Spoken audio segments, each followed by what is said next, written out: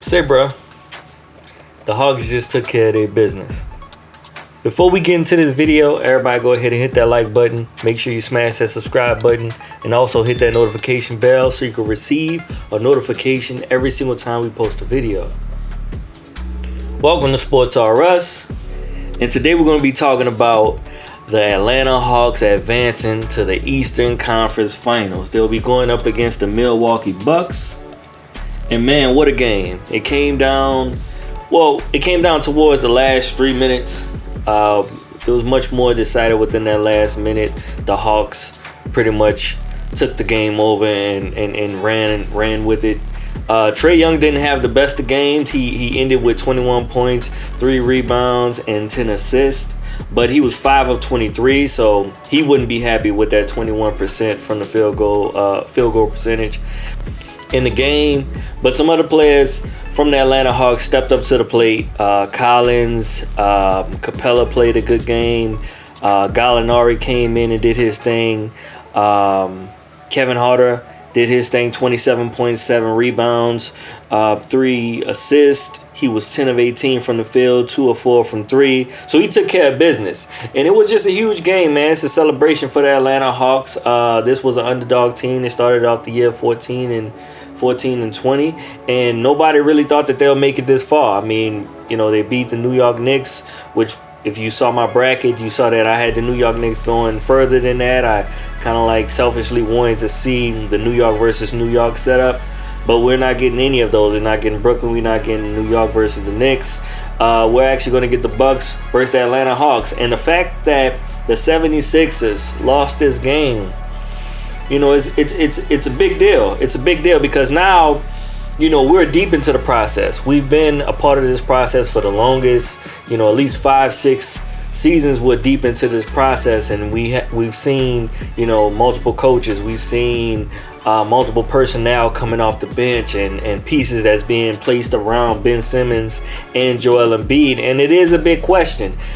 At this point, I feel like Joel Embiid and Ben Simmons is not the right choice. They're not the right fit to me at all for this team. I feel like, they should have pulled the trigger on the Ben Simmons and James Harden trade.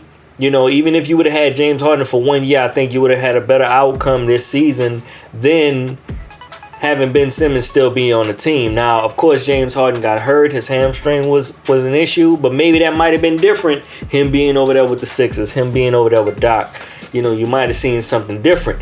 And not only the personnel, not the players, but also you got to look at Doc Rivers, because this is multiple years in a row. I mean, Doc Rivers hasn't really seen any big success since him being with the Celtics, and that was back in 2008.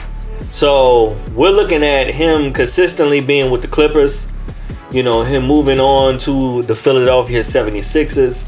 And when he was with the Clippers, he had multiple stars and multiple people that he, of course, injuries came into play. But, there's some questions there. And, of course, I don't want Doc Rivers to get fired. I want him to stay in this league and continue to have a job within this league. But it is going to be a question. I already know a lot of things that's going to come up this offseason. The big question is going to be, what do they do with Joel Embiid and Ben Simmons? I believe that Joel Embiid is the piece that you keep. Ben Simmons is expendable.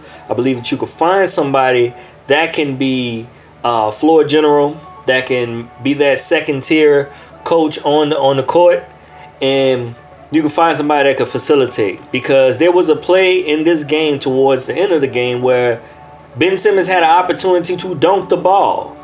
Now, he must not have been paying attention whatsoever, because he didn't go up. And he didn't pay attention to the fact that he was wide open, that the person that was on him pretty much let him go free.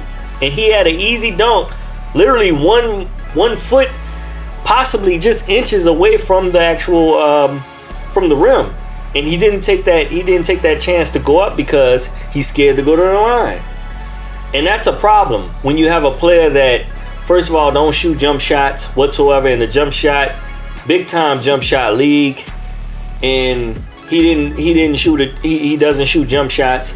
But then you also don't want to go inside and dunk the ball because you don't want to go to the free throw line.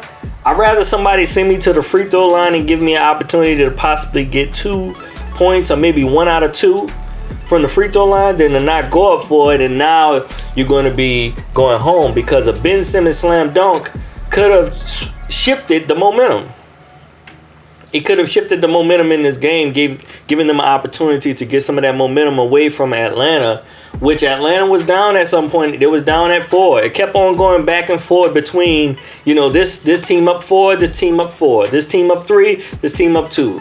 It kept on going back and forth. There was multiple lead changes within this game. And like I said, this was a perfect opportunity for the 76ers because Trae Young didn't have the best game this game. He was off most of the game until he started hitting floaters, and he even tried a bunch of shots that was kind of like, man, why are you trying that shot at all?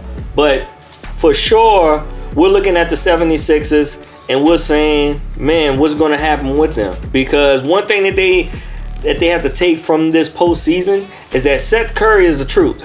Seth Curry is one of those players. I'm not saying that he is the marquee player, but he can be a third option. He has shown that he can consistently hit threes and that he can be somebody that can help a team. So I would like to see if he's going to stay with the 76ers. I don't know his contract offhand, but if he's going to stay. But I think there's going to be some major changes with the 76ers in this upcoming season. And, man, just congratulations to the Atlanta Hawks, the underdog.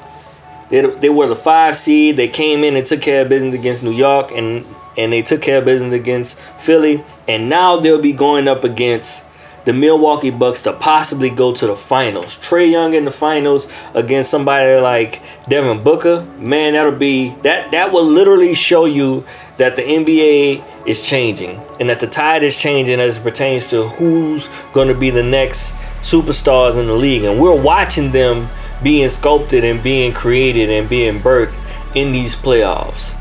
So everybody go ahead and hit that like button, hit that subscribe button, also hit that notification bell so you can receive a notification every single time we post a video. And make sure you put some comments down below. Let me know how you feel about this game and how excited you are about seeing Trae Young go up against Giannis Antetokounmpo. Even though they won't be checking one another, that's not going to happen whatsoever. But just let me know how you feel about the game, what you think the Sixers need to do in the offseason. And, just let me know how you feel. This has been Sports R Us. I appreciate y'all.